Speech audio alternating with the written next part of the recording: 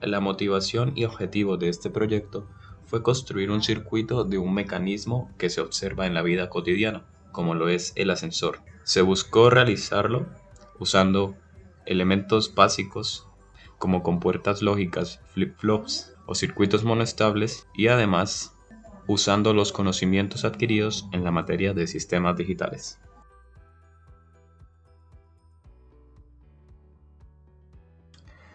Ahora iniciemos con la parte lógica de este proyecto.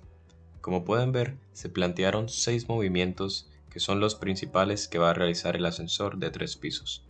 Cada movimiento va a recibir un nombre comenzando por M y su respectivo número. En la pantalla ahora mismo pueden ver cada uno de estos movimientos de los que estoy hablando. El primero es el movimiento M1, que se dirige del piso 1 hacia el piso 2. El segundo, el movimiento M2, que se dirige del piso 1 hacia el piso 3. M3 del piso 2 hacia el piso 1, M4 del piso 2 hacia el piso 3, M5 del piso 3 hacia el piso 1 y M6 del piso 3 hacia el piso 2. Como pueden ver, estas son todas las posibilidades de movimientos que puede realizar un ascensor de 3 pisos. Con los movimientos definidos, entonces procedemos a presentar las variables de entrada que estarán presentes en nuestro circuito. Como lo ven, en cada esquema de cada piso se han añadido estas letras que comienzan por S y por B y a su lado tienen un número. Estas indican sensores y botones. Vamos a entrar más a fondo. Para que el ascensor de 3 pisos logre funcionar, debemos saber en qué posición está ubicado el ascensor en todo momento. Esta será la función de estas variables S1, S2 y S3, las cuales serán entendidas como sensores, en donde si el ascensor está en el piso 1, S1 se encontrará con un 1 y S2 y S3 con un 0. En el otro caso, si el ascensor se encuentra en el piso 2, S2 estará con un 1 y S3 y S1 se encontrarán en 0. Y en el último caso, si el ascensor se encuentra en el piso 3, S3 se encontrará en 1 y S2 y S1 se encontrarán en 0. Hemos visto cómo los ascensores deben ser llamados por un usuario a un respectivo piso. Esta es la función que cumplen B1, B2 y B3. Son los pulsadores de llamada del ascensor. Por lo tanto, B1 es para pedirle al ascensor que vaya al piso 1, B2 para pedirle que vaya al piso 2 y B3 para pedirle que vaya al piso 3. Y entonces aquí ya podemos construir nuestra tabla de verdad y definir qué combinaciones hacen posibles las salidas, las cuales van a ser estos 6 movimientos explicados previamente. Cabe resaltar que el ascensor solo se puede encontrar en un piso a la vez y solo puede ser oprimido un botón a la vez. Ahora, explicando cómo se manejarían las variables de salida, tenemos que M1 se activaría cuando el ascensor esté en el piso 1, es decir, S1 esté en 1 y se pida hacia el piso 2, es decir, B2 se ponga en 1. M2 se ejecutaría cuando el ascensor se encuentra en el piso 1, es decir, S1 en 1, y el ascensor sea llamado al piso 3, es decir, B3 se ponga en 1. M3 será ejecutado cuando el ascensor se encuentre en el piso 2, es decir, S2 esté en 1 y se pida al piso 1, es decir, B1 se ponga en 1. El movimiento M4 ocurre cuando el ascensor se encuentra en el piso 2, es decir, S2 está en 1 y el ascensor se pide al piso 3, es decir, se oprime B3. El movimiento M5 requiere que el ascensor se encuentre en el piso 3 y sea pedido al piso 1, es decir, B1 se ponga en 1. Y por último, el movimiento M6 requiere que el ascensor se encuentre en el piso 3, es decir, S3 está en 1, y el ascensor sea pedido al piso 2, es decir, B2 se ponga en 1. Con estos movimientos y combinaciones posibles ya definidas, se procede a realizar la tabla de verdad, la cual se puede observar acá. Para las variables de entrada, las cuales son 6, hay 64 combinaciones posibles, de las cuales solo en estas presentadas aquí, en estas 6 presentadas aquí, se van a presentar pues cada movimiento explicado.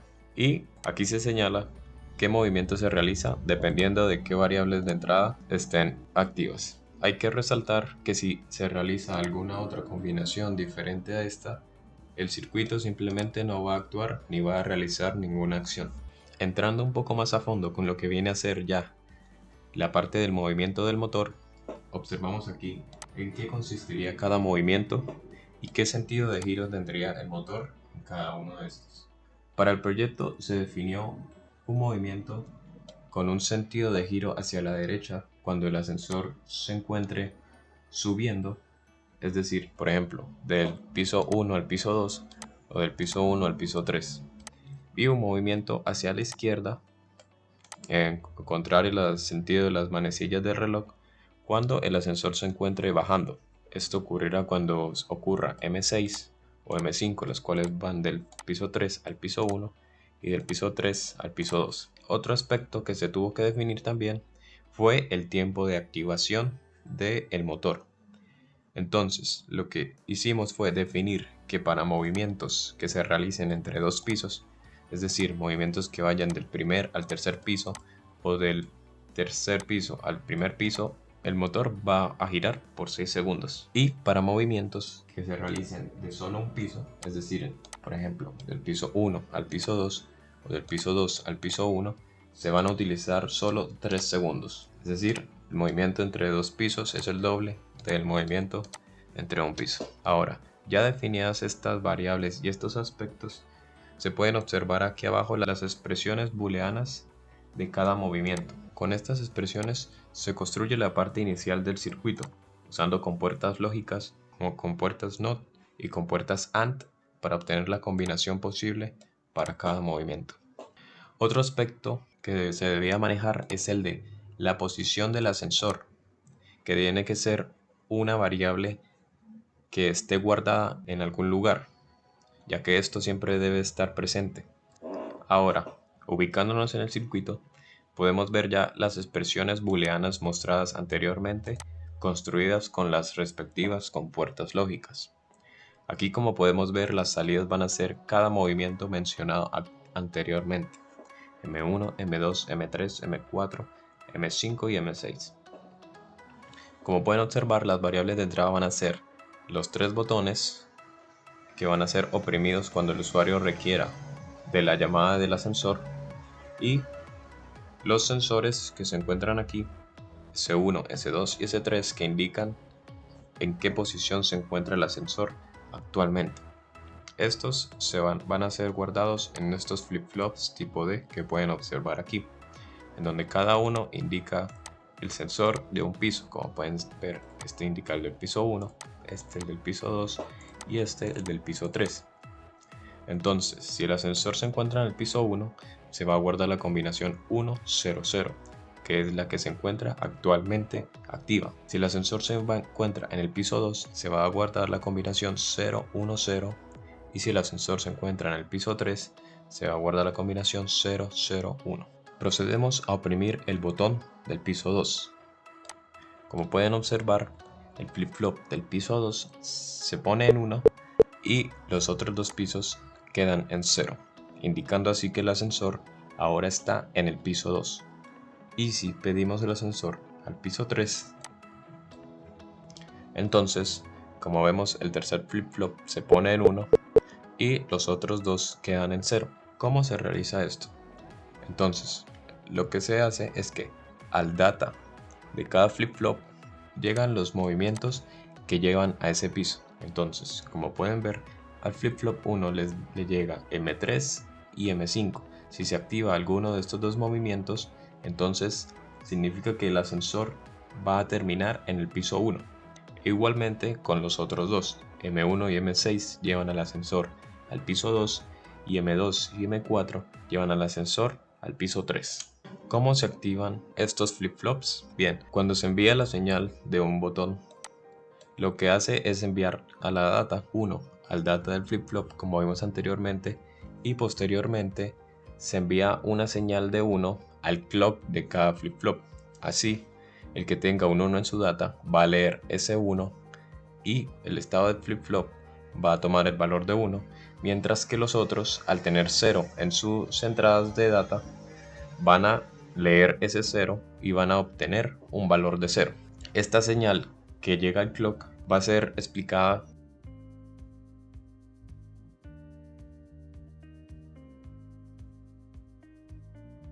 Estas tres compuertas SOR reciben las señales de M1, M3, M4 y M6, donde cada una de estas simboliza el movimiento del ascensor de un piso a uno consecutivo, donde si una de estas señales tiene valor de 1 lógico, permitirá el paso de la corriente de esta fuente a esta tierra, así activando este relé que por un instante hará que el circuito integrado 555 mande un pulso de 3 segundos, que esto es gracias a los valores de las resistencias de 10 kiloohmios, 300 kiloohmios y el capacitor de 10 microfaradios.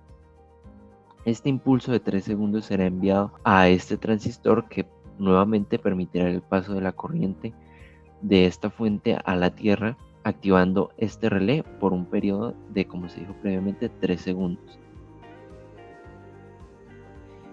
Esta compuerta lógica recibe las entradas de M2 y M5, donde estas simbolizan el movimiento del ascensor de dos pisos, por ejemplo, del piso 1 al piso 3 o del piso 3 al piso 1. Si alguna de estas tiene el valor lógico de 1, permitirán el paso de corriente gracias a este transistor desde esta fuente de voltaje a tierra, activando este segundo relé, donde gracias a la configuración de este circuito integrado 555, la cual es con una resistencia de 10 kiloohmios, otra de 600 kiloohmios y un capacitor de 10 microfaradios, enviará un pulso de 6 segundos activando el motor por este periodo de tiempo. Se puede observar que cada monoestable tiene un cable conectado a su salida, el cual está siendo señalado ahora mismo. Este cable fue el mencionado anteriormente, el cual tiene la función de llevar el pulso hacia el clock de los flip-flops que guardan la información de la posición actual del ascensor. Esto se realizó porque se requería que este pulso llegara un poco más tarde que los pulsos que llegan a la data de los flip-flops. Entonces ahora, si logramos observar, al activar un botón y observando el cable, vamos a ver que primero llega el pulso a la data, es decir, se va a poner un cable de estos en color rojo y luego se va a poner en color rojo este cable que es el que llega al clock de cada flip-flop. ¿Cómo lo pudieron ver ahí? Para controlar el sentido de giro del motor, se reciben las entradas de M1, M2 y M4 por un lado, las que simbolizan un movimiento en el sentido horario del motor, y por otro lado las salidas de M3, M5 y M6, las que simbolizan un movimiento antihorario del motor, donde para el procesamiento lógico de estas salidas se usan dos compuertas lógicas SOR y una compuerta lógica AND, donde si se quiere que el motor se mueva de manera ascendente, es decir, la salida de esta compuerta OR es un 1 lógico, este flip-flop almacenará un valor de 1 lógico, haciendo que el movimiento del motor sea ascendente. Por otro lado, si el movimiento del motor va a ser descendente, la salida de esta compuerta OR será un 1 lógico, haciendo que este flip-flop su salida sea un 0 lógico. En este lugar del circuito se reciben las señales de los dos circuitos integrados 555 que se nombraron previamente y del flip-flop JK que nos indica el sentido del movimiento del motor.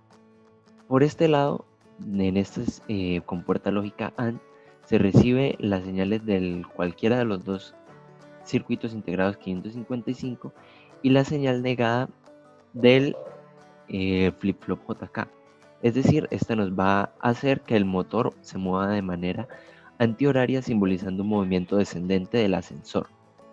Si esta señal lógica de la salida de la compuerta lógica AND es 1, permitirá el paso de corriente del transistor, activando este relé, llevando esta salida del motor a tierra, haciendo que su giro sea antihorario. Esta compuerta lógica AND recibe las señales de los circuitos integrados 555 y la señal de flip-flop que indica el sentido del movimiento de giro del motor. Si la salida de esta compuerta lógica AND es 1, permitirá el paso de corriente por ese transistor activando el relé o este relé que permitirá o que hará que el movimiento del motor sea de manera horaria, lo que indicaría un movimiento ascendente del ascensor.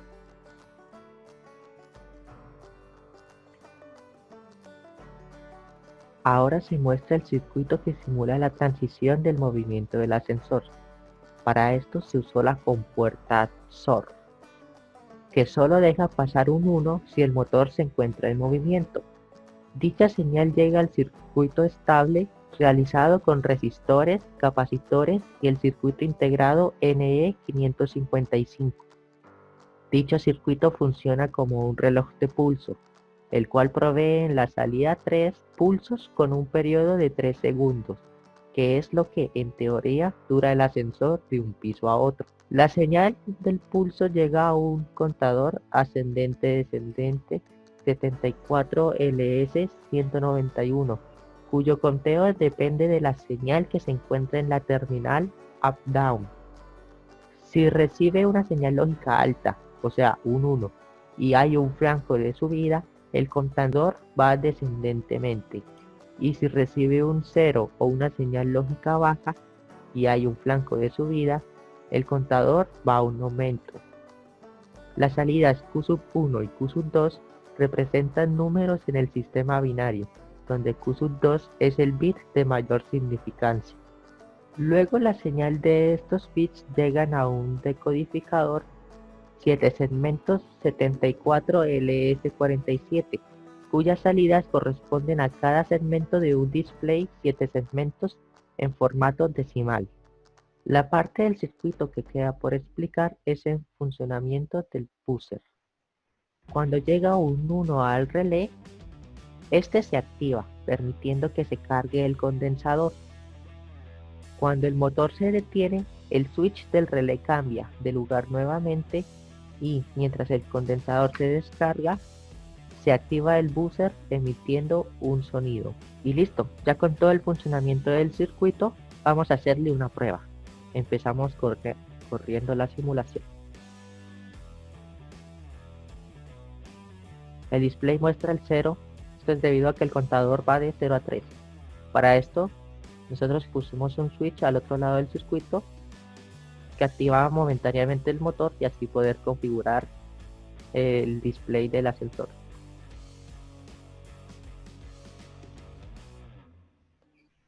Entonces cuando llegue a 1 se desactiva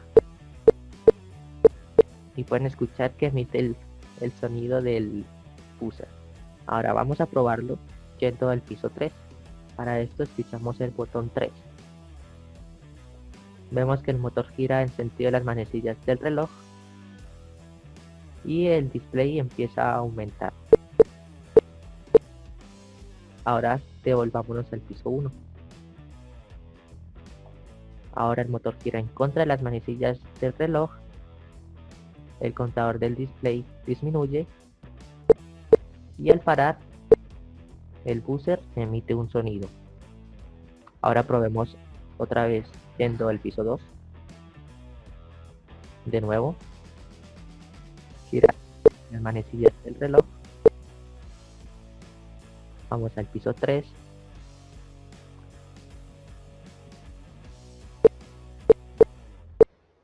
Y por último, vamos al piso 2.